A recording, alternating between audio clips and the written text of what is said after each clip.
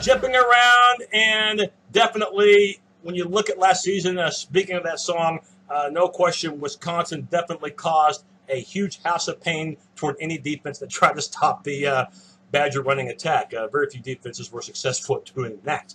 My 2014 college previews does take us to Camp Randall, Madison, Wisconsin, and those Badgers. Gary Anderson now entering year number 2 for Wisconsin, and you have to remember something.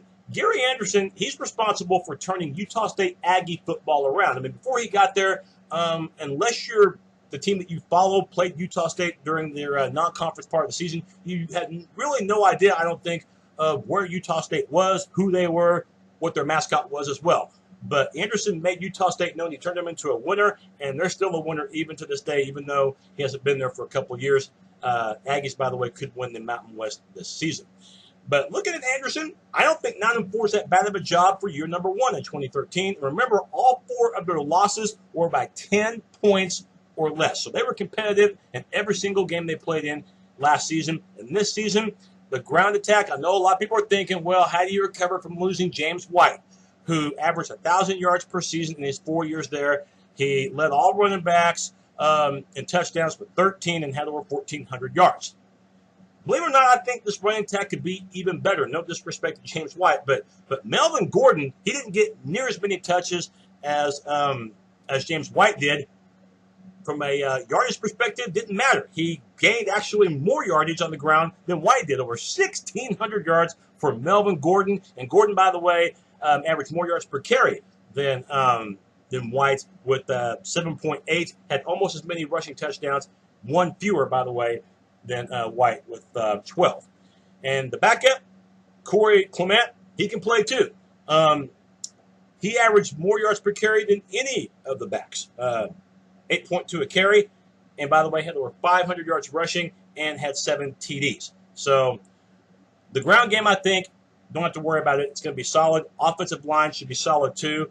5 Badgers last season who started at least 5 games return. The tackles, you have Rob Havenstein, and God could be all Big Ten this year in Tyler Mars. And then offensive guard Dallas Llewellyn should contribute too. Of course, the quarterback battle, that's the big question in Madison. Who gets it?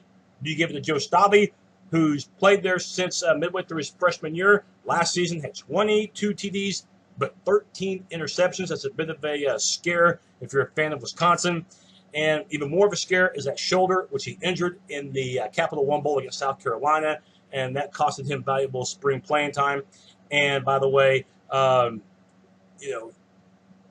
again, the stats for Stave, aren't the best for a returning quarterback. So putting some heat on him right now is going to be Tanner McEvoy, whom originally arrived as a quarterback out of a junior college in Arizona, but last year played receiver first 3 games, and then they converted him near the end of the year to safety. So you needed something to do except wash the dishes. It was McEvoy, and McEvoy, by the way, did get that springtime that Stave was, I believe, limited to. So both quarterbacks are tall, 6'5", and from what I've heard in the most recent big scrimmage during August, Stave actually threw better, but McEvoy is more of your dual threat quarterback. He can run option. So I imagine that Coach Anderson is going to keep this tight lip as possible because you got LSU, the Tigers from the SEC, coming up on the final weekend of August. So I would imagine he's going to broadcast that just anytime soon. Here we are on August the 19th, a week and a half before game day. Receiving-wise, this is an area where you're going to have some players to replace. Top 3 are gone, but it's not like Wisconsin just set the passing world on storm. In fact, their passing numbers were dreadful. Of course, primarily because it was a running team. 190 yards per game is what they threw about, not even in the top 90 in the country. But one guy who was valuable, not just last year, but throughout his career, was their deep threat. That was Jared Abbredaris. You needed a pass caught. He could do it. And you also lose Jacob Peterson. So the 3 guys who are expecting to step up in Madison caught a combined 26 passes. That's Alex Arison with 9 last year, Jordan Frederick with 10, and Kenzel Doe with 7. But I think Doe's probably got the potential of the 3 to be that receiver that could really make a difference. Defensively, Wisconsin was sensational, and that's saying a mouthful in 2013. How sensational? Against the run, only gave up 102 yards per game. Yardage-wise, 305 yards per game is what they allowed, and of the 13 opponents from last season, 7 had 10 or fewer points. Here's the catch, though. Entering this season, you have to replace nearly all of them. You've got to reshuffle. That's what happens sometimes in Wisconsin. They hit them hard. But, Wisconsin over the years has shown that they play quality defense, sometimes even play super quality defense. And I don't think they're going to put those same stats together where they're going to give up just 102 yards on the ground per game. There's just that much to replace. But they can still be solid despite losing Chris Borland, the linebacker. He's a big, big void because he was All-American a year ago. So now you've got, guys that could absolutely make an impact, like Marcus Trotter. And also, too, you have the other linebacker that is Derek Landish. So we'll see how that pans out for the guys from Madison. And then on the defensive line, where they were so good last year, it remains a mystery to me if they're going to find that outside pass rusher. But at least the nose tackle is set with Warren Herring. Secondary, though, looks good. Matter of fact, this will be the strength of the team. 3 of your 4 starters return, including a guy entering his second year, but as a true freshman, he stepped up big at corner. That was Sojourn Shelton. Shelton has the speed, doesn't have the size necessarily, but he'll stick to you. It's the quickness, and he can tackle and tackle effectively. Darius Hillary occupies the other corner, and then a safety for UW. Back you have Michael Capoto. He's a good one too. So we will find out if this Wisconsin defensive coaching staff can get this defense. I'm not going to say up to the level of last year because I don't think that's possible with all they lost, but to still a high-quality level. And if that happens with the ground game on the opposite side and a schedule that is really tailor-made for a deep run, other than that opening game against LSU, I think Wisconsin has a shot at making a lot of noise. And talking about the schedule, hey, LSU Tigers in Houston on August the 30th, what will more than likely be a home slanted game for LSU because obviously the travel is a lot less for the guys from Baton Rouge, Louisiana, as opposed to Wisconsin making that north to south trip.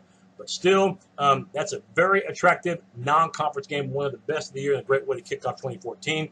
And then October 4th, you begin Big Ten play at Northwestern. It's a dangerous game, even though I know Northwestern only won 5 games a year ago. Like Wisconsin, Northwestern had several close losses. Month of November, of course, Wisconsin really needs to cash in those home chips early in the season because they get 5 of their first 7 at Camp Randall. But month of November, 3 of their first 4 games that month are on the road, with the only home game in that 4-game stretch against Nebraska. That's a big one because Nebraska, just like Wisconsin, has a very loaded running attack. November 22nd, you play at Iowa. They're probably the sleeper right now in the Big Ten. A schedule that's just like Wisconsin's. It's very compatible to making a Big Ten Western Division title run. You close out the year with Minnesota, who lost quite a bit of talent. But remember, Minnesota last year won a total of 9 games. It was a breakout year for them in 2013. Best case scenario, hey, if you get past LSU, if you can pull off the upset, all of a sudden the perspective of Wisconsin football for this season changes to what could be a Big 12 Western Division title to now national championship college football playoff aspirations because their schedule sets up well with Nebraska at home. And they got to go to Iowa the following week, but Iowa at that point would not have played any serious competition until the Badgers come into Iowa City. So from a competition standpoint, Wisconsin would have the edge, even though I know Iowa's at home. No Michigan, no Michigan State, no Ohio State, no Penn State on the schedule. Wisconsin could run the table if they can get past that opener in Houston against the Tigers. Worst case scenario, it could go 7-5, especially if LSU blows you out early in the season. I don't think that'll happen, but I do think LSU, you got to give them the edge in that game, just from the talent perspective, and they'll probably have a lot more fans of that game than Wisconsin.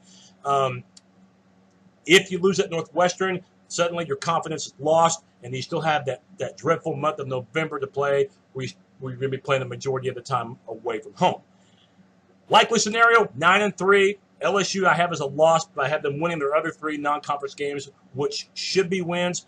And they're going to lose a couple of conference games, but like I was saying on the Iowa report, I think that it's going to be a 3-way tie for first between Iowa and Nebraska and Wisconsin, but I give Wisconsin the tiebreaker, and they'll win the Western. And I'm telling you what, the most recent news we heard yesterday from Ohio State was not good for Braxton Miller re-injuring the shoulder. So if he's out for the year, even if Ohio State makes it to the Big Ten championship game, which they can still do, Wisconsin would have an even better shot at beating them, and I think they would have a decent shot at maybe pulling off a upset against Michigan State as well, the two heavyweights from the East. But I've got Wisconsin winning the West, and in the Big Ten title game, who knows what might happen. That's my look at the Badgers. Another preview coming soon. Thanks, everyone.